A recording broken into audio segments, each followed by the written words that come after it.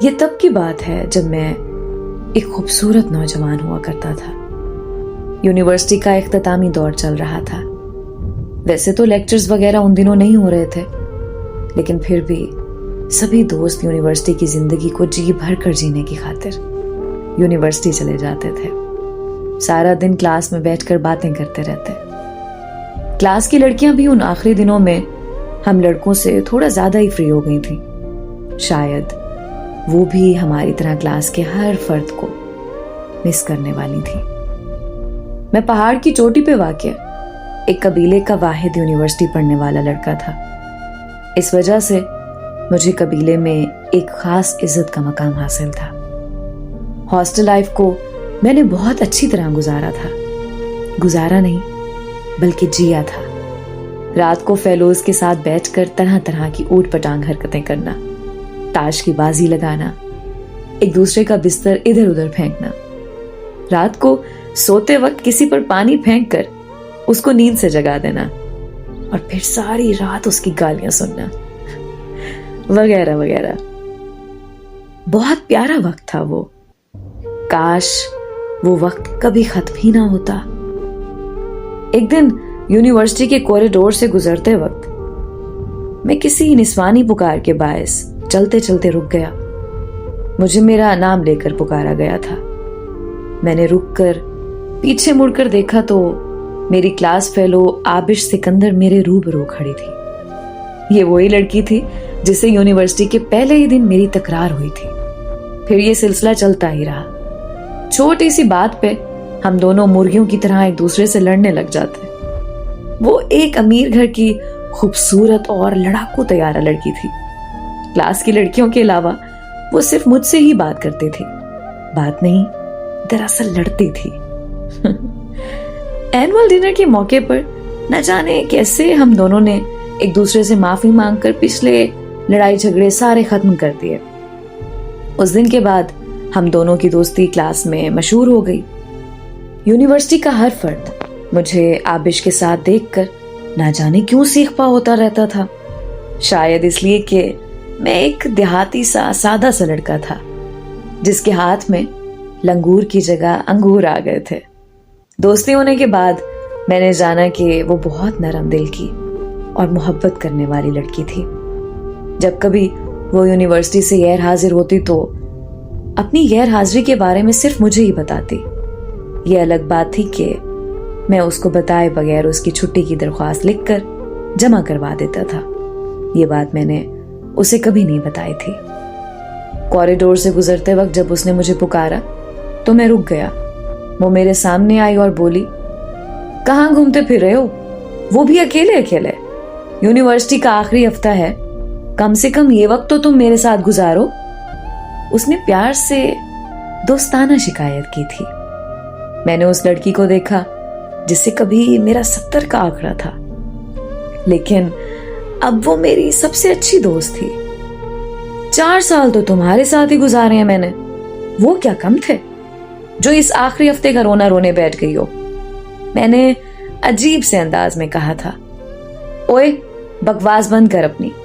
मैंने कहा ना कि तुम मेरे साथ ही अपना वक्त गुजारोगे, तो मतलब गुजारोगे। वो कभी कभी मुझे लेकर थोड़ी जज्बाती हो जाती थी। उस दिन भी वो जज्बाती हो गई थी। अच्छा ठीक है मेरी माँ, तुम चलो, मैं सर से मिलकर 2 मिनट में आया। वो गुस्से से मुझे देखकर पांव पटक कर वहां से चली गई। सर से मिलकर मैं उसे ढूंढने लगा। वो कहीं भी नजर नहीं आ रही थी। मैं जानता था कि जब वो मुझसे गुस्सा होती थी तो कहाँ जाकर बैठती थी। मैं वहीं चला गया।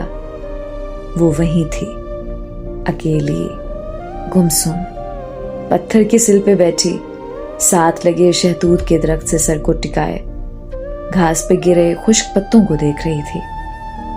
मैं उसके साथ जाकर बैठ गया।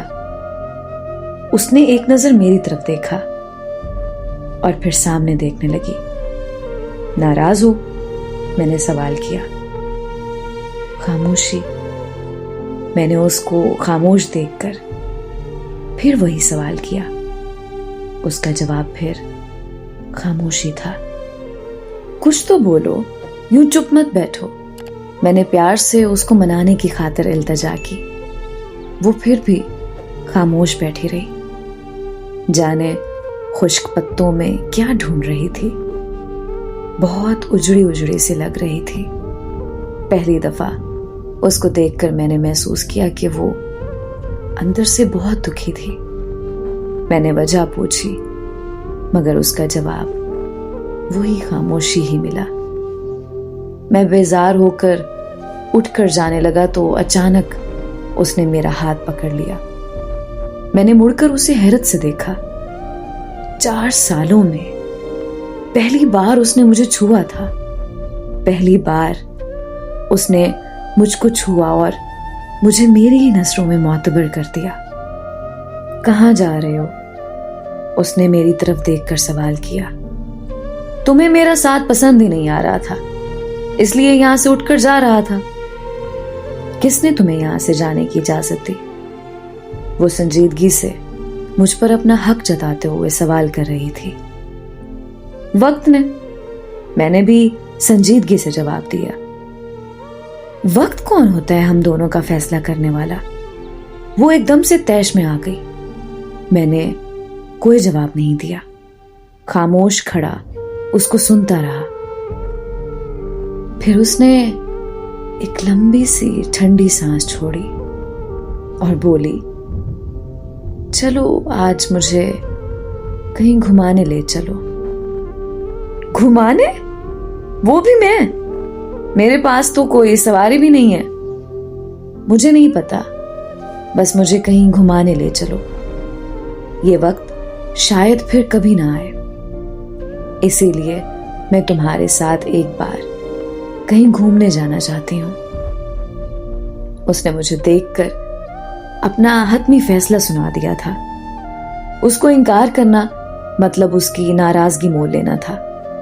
वो नाराज होकर बहुत जालिम लड़की बन जाती थी और मैं उन आखिरी लम्हों में उसको नाराज नहीं करना चाहता था। चलो उठो, घूमने चलें। मैंने उसको देखकर कहा। कहाँ जाएंगे हम? जहां भी रब ले चले। वो हल्का सा मुस्कुराई और उठ खड़ी हुई। हम दोनों यूनिवर्सिटी से निकलकर बाहर रोड पर आ गए। उस दौर में मुझ जैसे गरीबों के लिए सिर्फ तांगे की सवारी हुआ करती थी। यह अलग बात थी कि आबिश एक बड़ी सी गाड़ी में अपने ड्राइवर के साथ यूनिवर्सिटी आती थी। तांगे की सवारी उसकी शान के खिलाफ थी और मेरी औकात के मुताबिक थी।